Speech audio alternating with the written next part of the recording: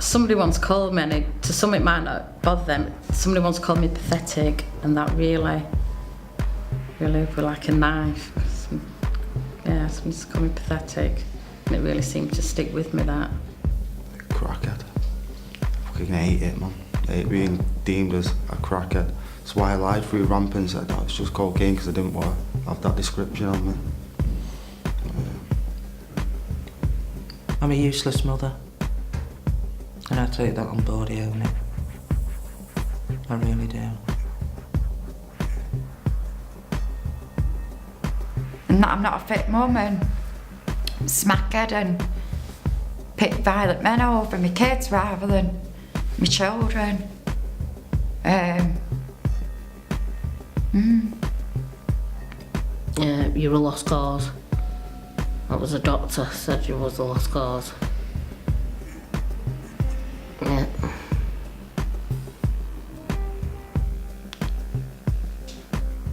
It's probably my sister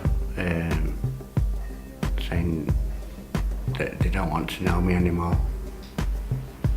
I find that really hard. My greatest fear has been failure. Failure. That's mine, yeah. Failure. My greatest fear now is to relapse again. I can't explain what I'm afraid of.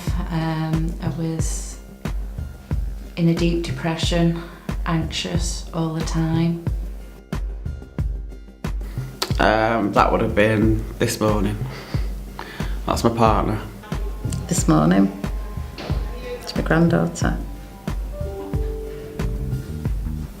What's someone?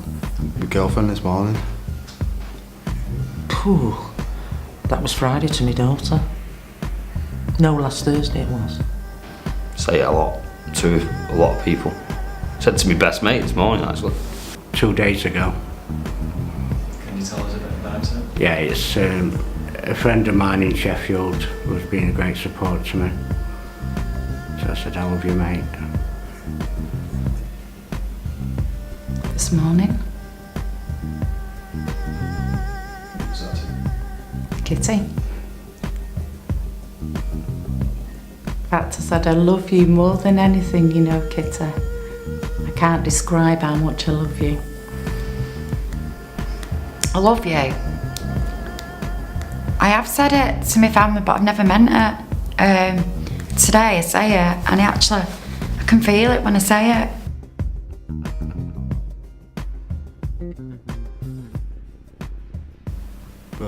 I attempted suicide. Girlfriend didn't like me. Kids didn't want to know me. Every time I walked in the house, he was crying. I ended up just at my mum's house in the bedroom, taking drugs, and it's just no life, is it? So I decided, because of my age, that I probably wouldn't be seeing 35 if we carried on. And I'm only 27, so yeah. Thought it was time to change. Coming into Acorn at the beginning of the June, I think I were given 24 hours to live. Came in on the Zimmer frame. My family were given last rites. I wasn't even aware of that. Varices, ascites, cysts on the kidneys, heavenly, jaundice, everything. I was just broken. Being in hospital and losing jobs, losing family, losing friends, losing cars, houses, relationships, lost everything. One thing I didn't lose was my life. I tried with that as well, but that didn't work. So you made an attempt on your life? Twice, yeah. Well, I got to a detox centre about 3 or 4 weeks before Acorn, and they took me to hospital that evening. The rest is a blur. I ended up in 4 different hospitals.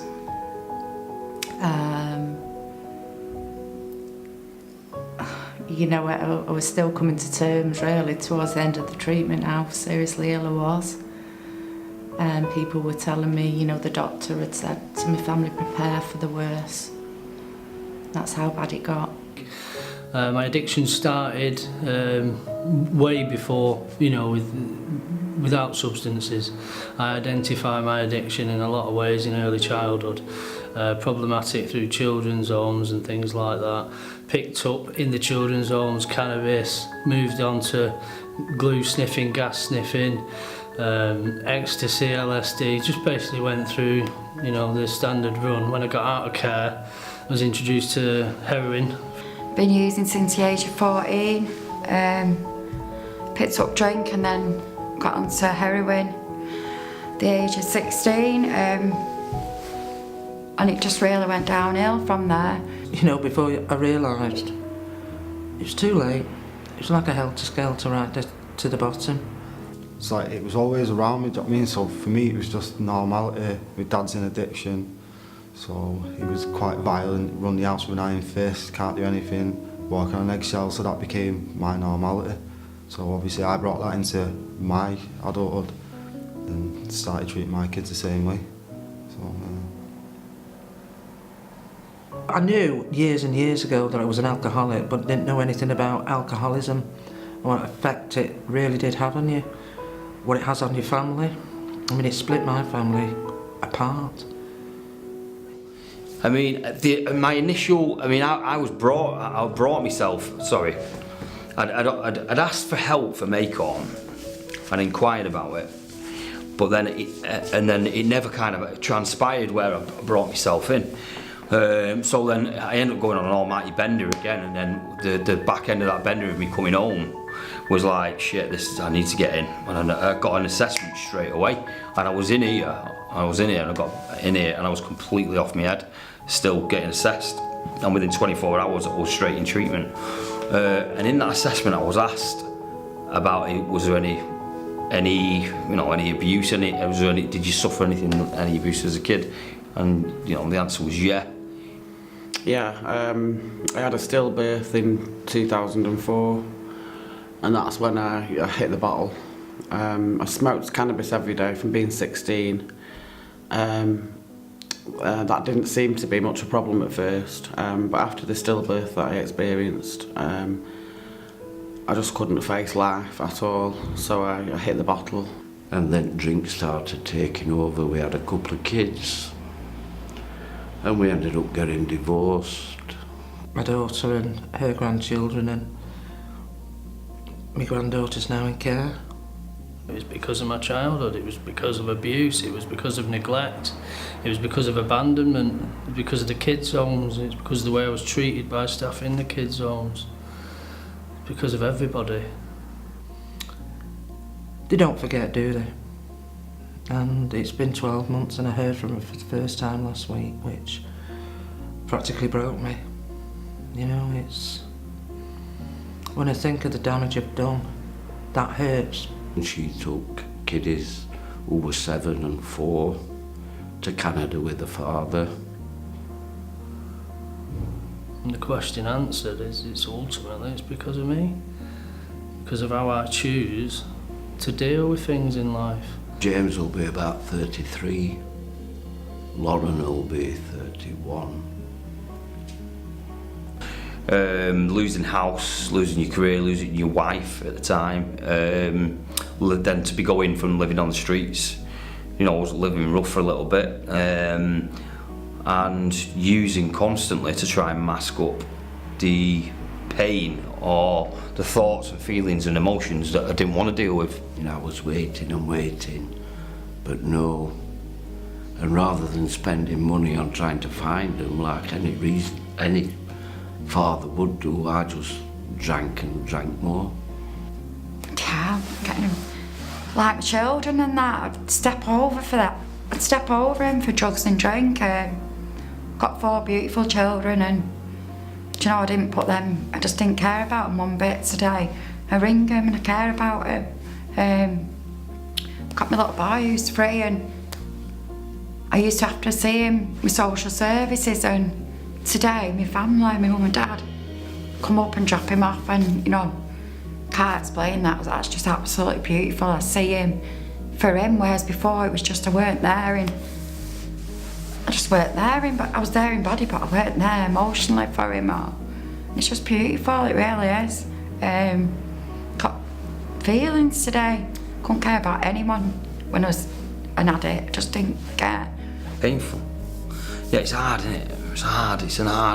It's hard to grasp, and this happened for me really rapidly, within 2 years.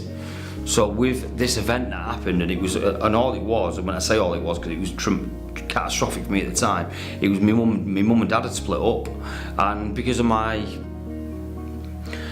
abuse as a child, I kind of helped. My mum and dad were kind of my security blanket, and once they split up and I didn't feel they was there to protect me, so to speak, then that blew open my vulnerability, which then escalated my drug taking to some seriously big heights. So that was all happened within 2 years. So within 2 years of them splitting up, and I had a really thriving career, and within 2 years I'd lost a lot, kind of thing, you know. So this was going from somebody who was just a big drug taker anyway, recreational, and actually really loving taking drugs. I loved it. And then all of a sudden, for it to be using it for the wrong reasons, and then all of a sudden you're kind of like, wait a minute, where's this 2 years gone? Where is everything that I've worked for gone? And I'm living out of bags, do you know? I don't know. I really don't. I think that triggered me off even more. I just thought, when I lost my grandchildren, that really did hit home. And I just woke up. Well, I didn't just wake up one morning. It was a gradual thing. I thought, no more. I can't take this anymore. Feeling the way I do. I've hated my life for, you know, since it's took over my life with alcohol and spice. I've hated my life, and then I woke up one morning. I was lying to, I was going to ramp, but lying, pretending that I was just on weed, and I wanted to try and get my son back with me. Lying.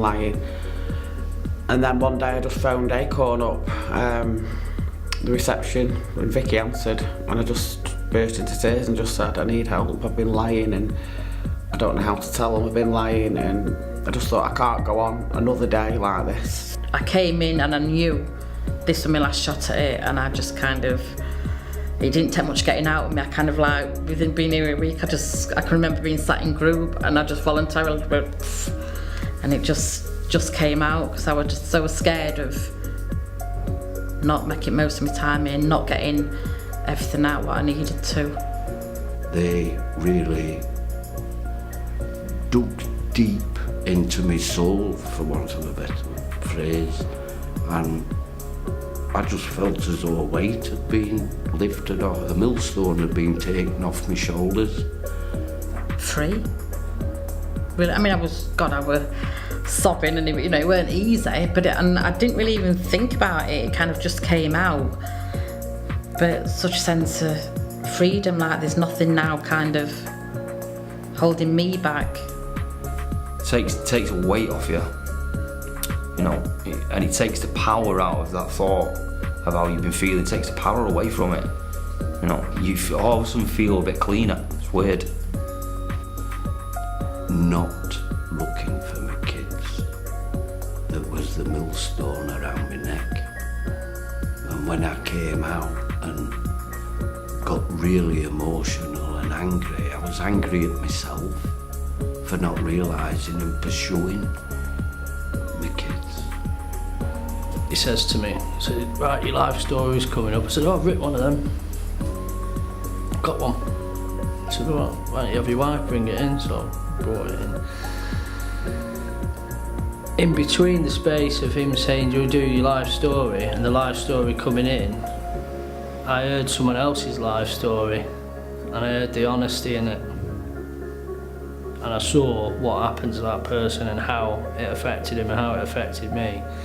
And when I started reading my previous life story out, there's stuff in there that was complete fantasy. I was just playing up to the crowd. There's stuff in there that my mind had told me had happened, and it never fucking did. Just a complete make-up scenario to make myself appear better in somebody else's eyes. and I'm reading it and I'm skipping pages out and I'm thinking, who fucking wrote this? Because half of it, a lot of truth in there, don't get me wrong, but a lot of it, it's like, what's all this bullshit for? And I got to the end of it and everyone was like, it's a good story and this, that and the other, and I just said, no, forget that, I'm rewriting it, I want to rewrite it, I want to do this again. And Ray said, well, okay, rewrite it. And I rewrote it and I just got 100% honest and delivered it the way it's supposed to be delivered, with truth and sincerity to myself. And when I did that, bang, it all changed, everything changed. Everyone around me changed. Not talking all daisies and roses here, but the world, the perception, they say you can put rose tinted glasses onto the world and you can view it any way you want. When you get completely honest with yourself, something profound changes right there and then, because you can't no longer go back. You can't go back to the lies and the deceit or the fantasies or whatever it is you want to call it. You have to continue down that road, and so that was the most profound moment for me. My life story, definitely. There's these bits in there that I've never shared with anybody, and nobody judged me, so once I got that out, I was able to. After that, my treatment went easier, because I wasn't holding on to anything anymore. I've never told anybody about it. It was never anything that I'd shared with anyone. But then coming to group, and in a group scenario, I was listening to people that had also suffered abuse, rape, torture, horrific things, which then allowed me to be open and show my vulnerability of what's happened to me, which then allowed me to share what I'd been through, which then had a knock-on effect for me to heal. It was like recycled healing, because he was sharing, she was sharing, I was sharing. It was a very, very honest room. And that's how I got to get myself right, by being brutally honest with myself and everybody else. If I put things in from my past that nobody's ever known, I'd get judged, and nobody even batted an eyelid. We're all in the same boat. And they kind of, it's just like the feedback and stuff they give you, it's overwhelming. They never used to believe me group when I first came in here. I didn't trust people. Thought they all was out to get me, like what did they want? And then as the weeks went on and I did all that, and then I did the grief letters, I just learned that you don't have to hang on to the past, because I was hanging on to all the guilt and the shame, and it's just a matter of closing it all down and saying sorry for what you've done and moving on. That's the hardest thing, to let go and to get rid of that emotion. I mean, what broke me in the end with the grief letters, that was really hard to do, but I got through it. It was very cathartic, and it did help me, tons. It helped me that I was able to talk about it within a group and with my counsellor. Got a good friends today. I've actually got friends today who don't want nothing from me. That's good, because I've never had friends. I've always been in and out of jail, ripping people off, or just standing on street corners, or just not giving a shit about anyone. And I believe people now. I've actually got friends. Never had any friends before till I come in here, and they're just I just feel close to them, like people you can go to, connect with. And it was the best thing I ever did. Really, I can't. The words can't explain how grateful I am. They give me my life back, and I can't say enough about it. I know I want to work with young self-harmers, and that's my end goal, and that's what I'm concentrating on now. Because you mentioned something specific, do you mind me, is that something that you've experienced yourself? Yeah, self-harming. I've done it 24 years. I actually stopped it about 3 weeks ago in treatment. I can sit back and think about my kids, do you know what I mean? They don't deserve it. How I grew up, I do not want that for them at all. So, just think about them now. And do you know what? When I first come here, I thought, oh, it's a goal, but I'm not going to make it. Now, I've got belief that I'll do it, that I will work with young people. Yeah, and I was only talking about this the other day to somebody. I said, something's changed drastically. And I couldn't tell you what or even when it happened, but it's like I came in here with one person, gone out another person, but I couldn't tell you exactly when it happened. I know that sounds a bit crazy, but that's how it feels. Something has happened, and I can't say it happened on such a date that this. I do feel completely. I will look at things and. I've not seen her for 4.5 years. I've written to her dad. In fact, I've just finished now the second letter to him, and he has responded. He wants me to show more clean time before I get involved back into her life. But I've got a son as well, and he was 5 2 weeks ago.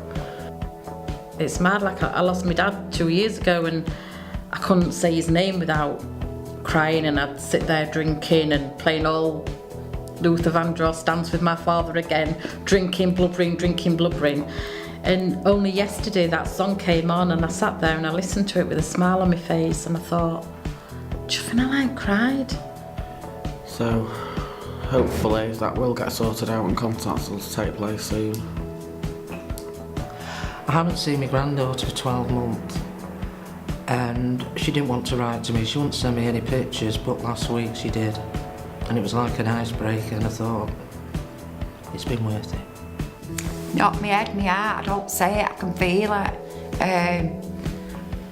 Even when, it's just when you see your parents and your sisters and you have a conversation on the phone, they say certain things, you think, wow, even pictures and stuff like that, you just think, wow, and the other day they sound mad, but it's like just even the birds and the trees, I've never noticed anything like that.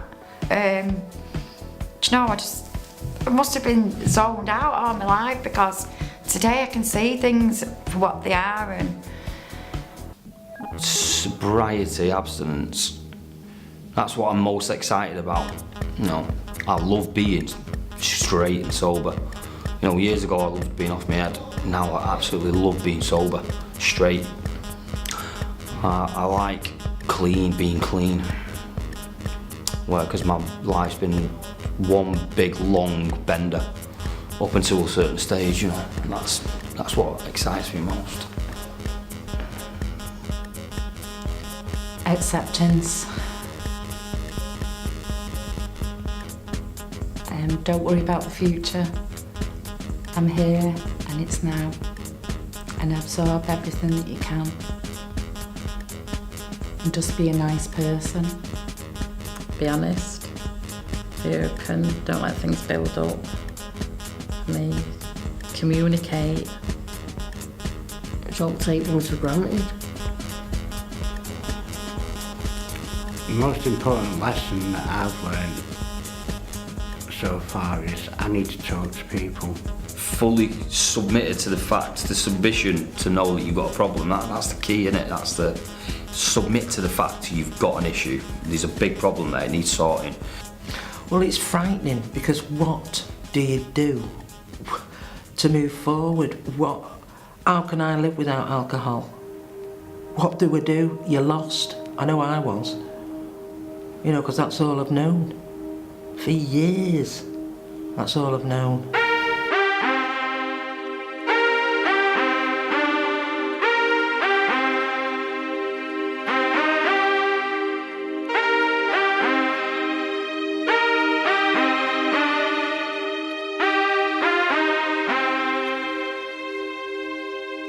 It didn't hurt me,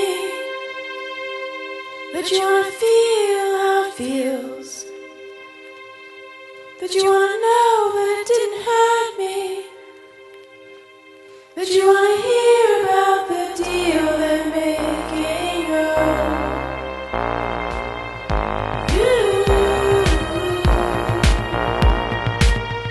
It's you and me.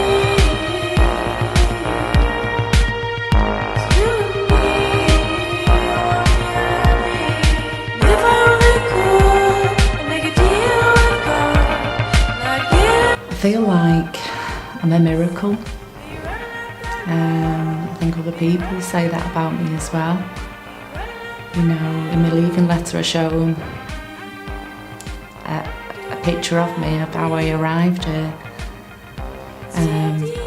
Counsellors who had not even met before came to see me in hospital because I never thought I'd actually make treatment. So I just feel so thankful to Acorn, arriving on the steps of Acorn on a Zimmer frame and helping me to get to where I am today. The thank yous from the bottom of my heart is Acorn, first of all, because Acorn have allowed me to get my life back and to achieve, even from coming out of treatment, achieve so many things that I wouldn't have been able to without, you know, the help and support from Acorn. Acorn's the big one, really. This is life-changing, this stuff, it really is.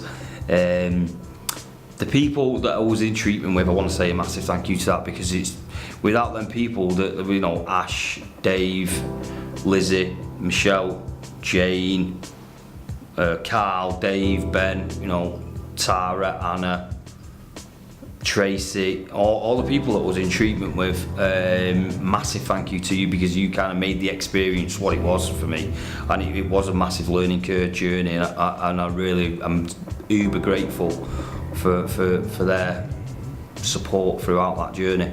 Thank you to my daughters, Kelly and Kirsty.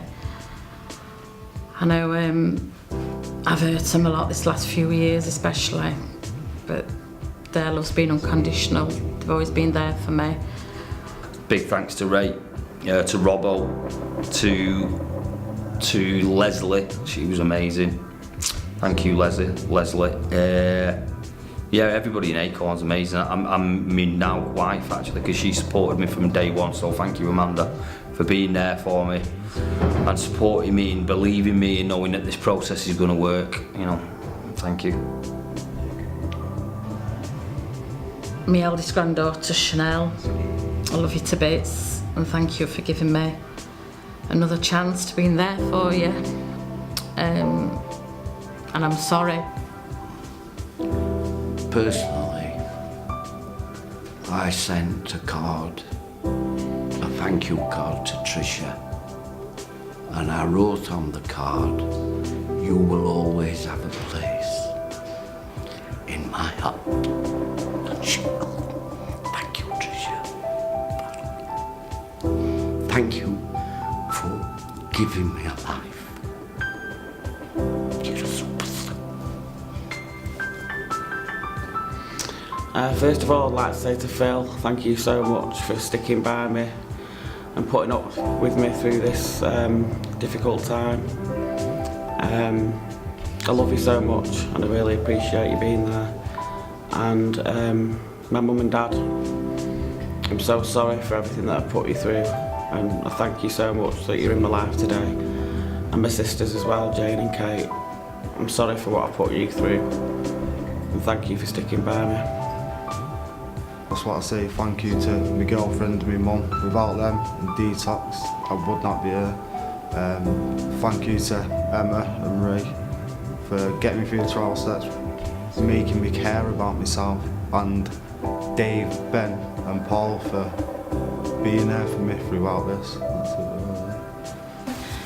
Just want to say thanks to my mum and dad, to my sister who supported me all the way through being an addict.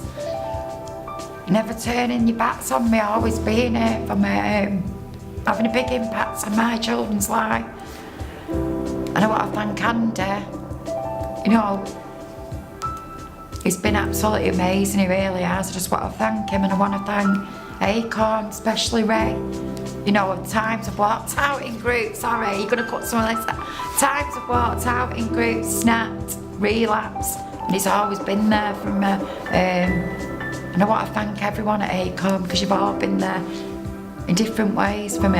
And if it weren't through this, I don't think I could have done. It's been sat here now, I can't believe I'm sat in this seat. It's a big thing, this. I just want to thank my dad, because he's always been there for me, even though I thought he didn't love me, he did. It was just my head telling me not. And Thomas for sticking by me, and Acorn. especially Trisha, because she's been like the best.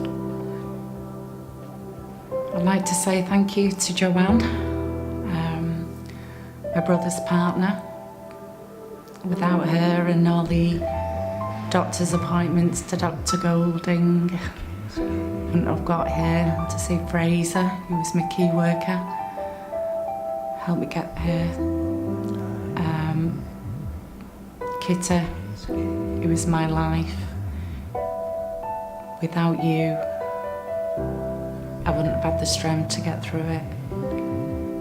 I want to thank everybody at Acorn, because they literally have saved my life. Especially to Ray, Steve and Tam, Sue, the housing staff, everybody, you know, down to reception. And obviously my peers, because they've been there for me. Everybody's been here for me, and I can't thank them enough. I'd like to say I'm really grateful to Simon, Amanda and Sandra in Chesterfield. They've been absolutely fantastic supporting me. Simon was with me in the last treatment place, and he's stayed clean for 5 years now. And Sandra's been like a mum to me. So they've really supported me. I'm really grateful to them. I'm grateful to Acorn, and especially Tricia and Steve, the counsellors who have been absolutely brilliant. Steve's still working with me. I'm getting in touch with my sister. And I'd like to thank you as well, because I'm in their housing at the moment. And I'd like to thank all my peers that I've spent time in recovery with, because that is together as a group, we support each other. Without that, I don't think we'd be anywhere without all that support. It's great. Kids are in school and stuff, so but I might bring my wife. Thanks for putting up with me. Thanks for loving me and still being there. And I love you dearly. Thank you. I'll make it up to you, I promise. My kids. But now, thanks to what they've done for me, I'm now in a position to go and find them myself.